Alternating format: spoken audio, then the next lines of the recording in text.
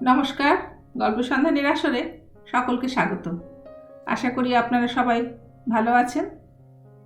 আজকে গল্প পাঠের আসরে আমার নিবেদন প্রখ্যাত সাহিত্যিক গজেন্দ্র কুমার মিত্রের লেখা গল্প সন্ন্যাসের শুরু।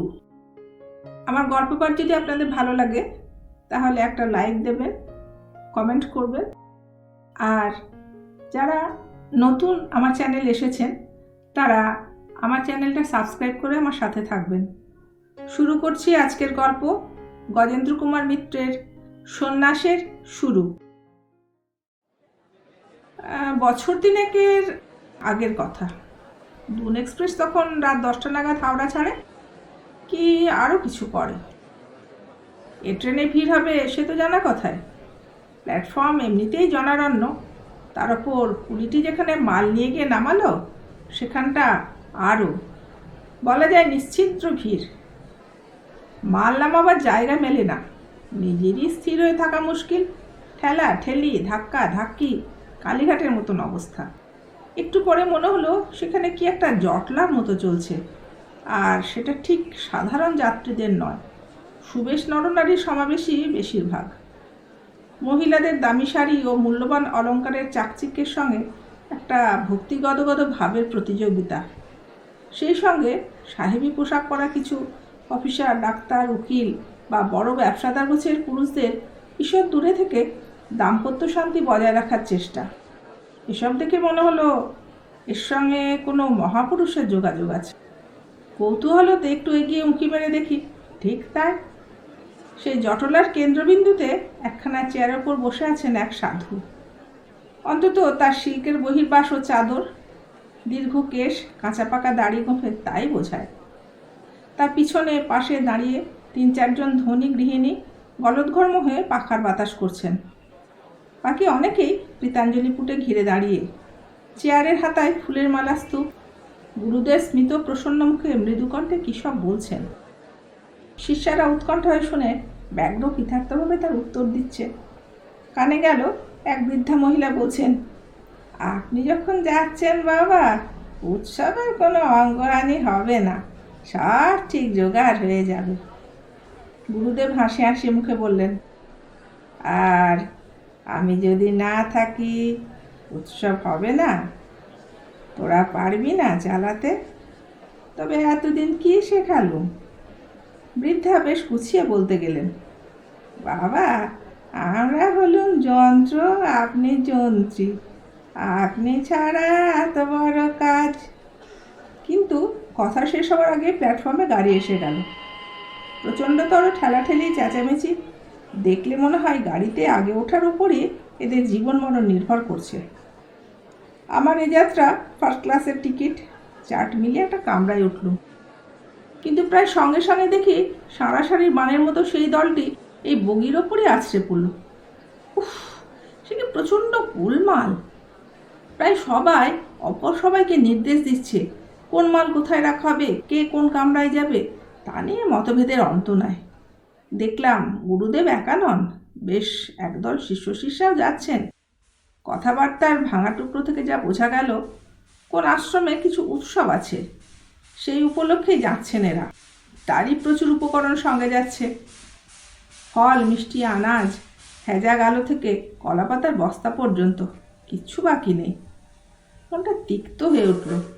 এই হট্টগোল সঙ্গে সঙ্গে যাবে সারাটা পথ, এটা সাংঘাতিক কথা। এই অভিজ্ঞতা আগেও একবার হয়েছে, জানি তো।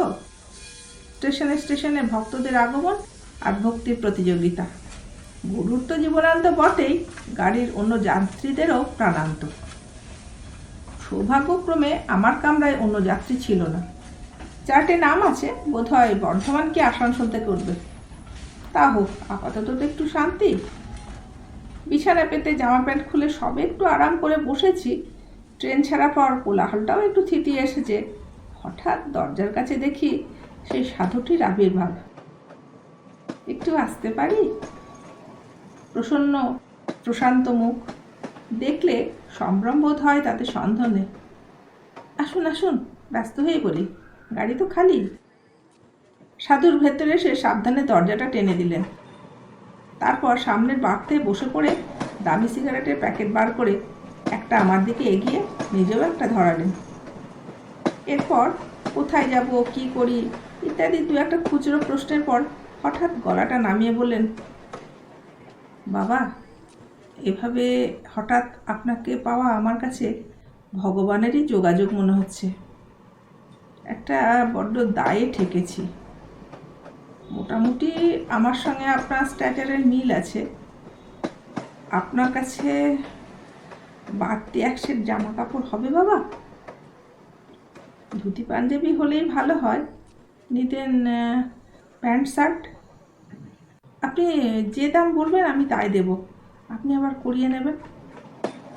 তার মানে? বিভোর কণ্ঠে প্রশ্ন করি। প্রস্তাবটা ঠিক কি বুঝতেই দেরি হয়। নানা রকম অস্পষ্ট সন্দেহ মনে উঁকি মারে। বলছি বাবা, খুলেই বলছি, নইলে আপনি বুঝবেনই বা কেমন করে। আসলে কি জানেন, আমি এবার সন্ন্যাস নিতে চাই, সত্যিকারের সন্ন্যাস।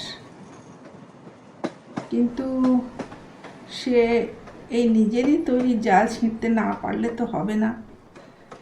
আর এই পোশাকে এই চেহারায় পালিয়ে কত দূর যাব। কিন্তু আরও যেন ঘুলিয়ে যায় মাথাটা। আপনি কি সন্ন্যাসী নন? না, মিথ্যে বলবো না। ঠিক করেছি আজই শেষ করব যাত্রার এ গাওনা। এ আমার সন্ন্যাসীর সাজ। আমি ব্রাহ্মণ, গুরুবংশের ছেলে। দেশে জমি জমা ছিল, তাই বাবা যখন বিয়ে দিলেন সুপাত্রীর অভাব হয়নি। সুন্দরী বউ, বিয়ে পাস, ভালো গাইতে পারে, এসে জুটলো আমার ঘরে, যে আমি ম্যাট্রিকেরও পারে যেতে পারিনি। কিছু কিছু সংস্কৃত পড়েছিল ম্যাক পণ্ডিতের কাছে, সেও বলার মতো কিছু নয়। তা মিছে বলবো না, বউ হয়তো মনে মনে একটু ক্ষুণ্ণ হয়েছিল, তবে আমাকে অযত্ন কি অবহেলা করেনি।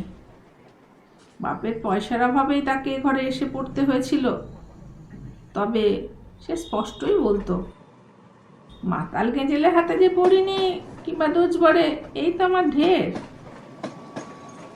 বছর 3-4 বেশ কেটেছিল বাবা, একটি ছেলেও হয়েছিল ফুটফুটে। কিন্তু হঠাৎ বাবা মারা যেতে মা আগেই গিয়েছিলেন। চোখে অন্ধকার দেখলুম। জমি জমার যা আয় তাতে সচ্ছলে চলে না। গুরুগিরির আয়টাও কমে গেল হঠাৎ। এখনকার লোক কেউ গুরু পছন্দ করে না, সবাই মহাপুরুষ ধরতে চায়। আগে যেসব শিষ্যরা বাবাকে বার্ষিক পাঠাতো, তারা হাত বন্ধ করলে এধারে সকলেই বলতে লাগলো, আমার ছেলেটার মাথা নাকি খুব সাফ, ভালোভাবে পড়ালে একটা মানুষের মতো মানুষ হবে। কিন্তু সে পয়সা কই? আমার স্ত্রী আড়ালে কাঁদেন আর সামনে নিঃশ্বাস ফেলেন। আমি কি করব তা কিছুই ভেবে পাই না। এই যখন অবস্থা, একদিন কলকাতায় ঘুরতে ঘুরতে আমার এক বাল্যবন্ধুর সঙ্গে দেখা হয়ে গেল। ছোটবেলায় একটা ছেলেকে গোবেরেন দিয়ে তার হাত ভেঙে দিয়েছিল। ঘরে বাইরে মার খাবার ভয়ে সে সেই দিনই উধাও হয়ে যায়। বছর 6-7 পরে দেশের এক ভদ্রলোকের সঙ্গে কানাডায় দেখা হয়েছিল। শোনা গেল সেখানে কি ব্যবসা ফেঁদে বসে বেশ 2 পয়সা কামাচ্ছে। সেই যা খবর পাওয়া গিয়েছিল। একেবারে এই দেখা। রঘু নাম, চেহারা, পোশাক, গাড়ি দেখে বুঝলুম এখানেও ভালোই রোজগার করে। কি জানি কি হলো তার, আমাকে দেখে জড়িয়ে ধরলো, বাড়ি নিয়ে গিয়ে খুব খাওয়ালো। রঘুর সব কাজই তড়িঘড়ি। আমার অবস্থার কথা শুনে বললে, এই গুড়ুগুড়ি করবি? দেখ ভালো বিজনেস, খরচ খরচা পাবলিসিটি সব আমার, লাভের আধা দিয়ে যায়। বললাম, দূর, আমি বরং গুরু, কিন্তু এখন কেউ পৌঁছে না। রঘু বলল, ওসব গুরুর কাজ চলে গেছে, মডার্ন গুরু চাই, মডার্ন। সে তুই বুঝবি না, যা করবার আমি করব। তুই শুধু দুটো হেয়ালি হেয়ালি ধম্মকতা আওড়াতে পারবি তো? বই চাস? 200-500 টাকার বই আনিয়ে দেবো, চেহারা ভালো আছে, লেগে যাবে। তা বাবা খেল দেখালো বটে রঘু। নিজের বাড়িতে রেখে এসব সাজ পোশাকে সাজিয়ে রটিয়ে দিলে এক সিদ্ধ মহাপুরুষ হিমালয়ে সাধনা করতেন, জনসমাজে আসতে চান না, সে জোর করে ধরে এনেছে। ব্যাস, আর যাই কোথায়, বড়লোকের বড়লোক সব বন্ধু পিলপিল করে আসতে লাগলো। অসার জমে উঠল দেখতে দেখতে। 5-6টা আশ্রম হয়ে গেল 2 বছরের মধ্যে। রঘু পাকা ব্যবসাদার। হিসেব করে আয়ের অর্ধেক নিজে রেখে বাকি টাকা থেকে নিজের নামে আমার স্ত্রীর কাছে টাকা পাঠাতে লাগলো। তাকে জানালো যে আমি দুর্গম পাহাড়ে তপস্যা করতে গেছি, ওকে বলে গেছি সংসারটা দেখতে। ঈশ্বরের ইচ্ছেই ওর অভাব নেই, আর আমি ওর প্রিয় বন্ধু, এটা ও তার দায়িত্ব বলে মনে করে। না, সেদিক দিয়ে আমি নিশ্চিন্ত। ছেলে ভালো লেখাপড়া শিখে বিলেত গেছে, সেখানে এক কোটিপতি গুজরাটির মেয়ে বিয়ে করে বাসা বেঁধেছে। স্ত্রীও বছর 5 দেখে স্বামী ত্যাগ করে গেছেন এই কারণ দেখিয়ে ডিভোর্স নিয়ে এক মিউজিক ডিরেক্টরকে বিয়ে করেছেন। সেজন্য আমার কোনো ক্ষোভ নেই, আমি খুব খুশি। তিনিও ভালো আছেন। মাত্র দিন-7 আগে তাকে দেখেওছি, রূপে রসে বেশ ঝলমল করছেন এখনো। এক কথায় এদিকের কাজ শেষ। এখন আর এই জুচ্চড়ি এই অভিনয় করতে মন সায় দেয় না। মনে হয় যার নকলে এই, তার আসল না জানি আরও কি আছে, আরও কত কি আছে। সেই পরমানন্দ, সেই পরম বিভূতি, ধারণাতীত ঐশ্বর্যের জন্য মনটা লালায়িত হয়েছে। কিন্তু এমনই জাল বিস্তার করেছি যে আমি ছাড়তে চাইলেও কমলি ছাড়বে না। আমি ঠাট ছেড়ে যেতে চাইছি শুনলে আরও বড় মহাপুরুষ ভাববে, আরও বেশি করে আঁকড়ে ধরবে। তাই ঠিক করেছি এবার পালাবো, পালাতেই হবে, এক কাপড়ে, একা। সদ্গুরুর সন্ধানে যাব, ভিক্ষা করতে করতে, যিনি সে আনন্দের স্বাদ দেওয়াতে পারবেন। সেই জন্যে এই সাহায্যটুকু চাইছি। দিলাম 1 সেট ধুতি পাঞ্জাবি বার করে। টাকা বার করেছিলেন, নিয়ে নে। লোকটিকে ভালো লেগে গেছিল। ওর নির্দেশেই বর্ধমান ছাড়বার পর একটা বাথরুমে রেখে এসেছিলাম সেগুলো, সেই সঙ্গে আমার খুর আর কাঁচি। অত বড় দাড়ি আগে ছেটে না নিলে কামানো যাবে না।